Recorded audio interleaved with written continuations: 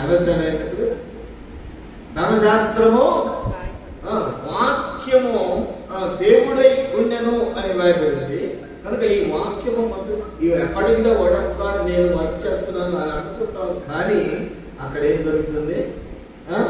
రాయి పట్టుకుంది ధర్మశాస్త్రము, మనస్సాక్షి వదిలిపెట్టమా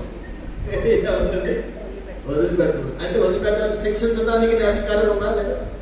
శిక్షణ పాత్రుడే, కానీ నీకున్నా శిక్షించే, నీకున్నా తీర్పు తీర్చే ఆ శక్తి నో లేదు.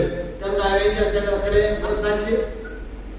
మనస్సాక్షిని బట్టి ఏం చేస్తాడు? రాయి వదిలేసేసాడు.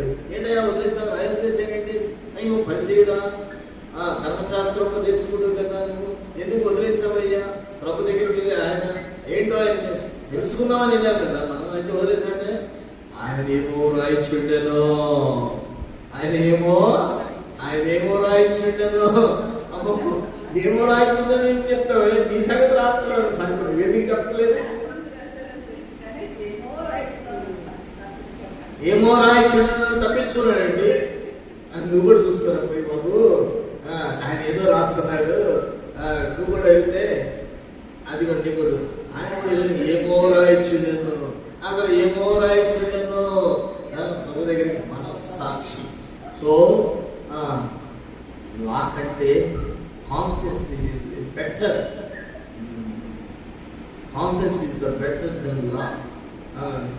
లా అనేది వాక్యము ప్రకారంగా నేను జీవిస్తున్నాను అంటే విశ్వాసమును,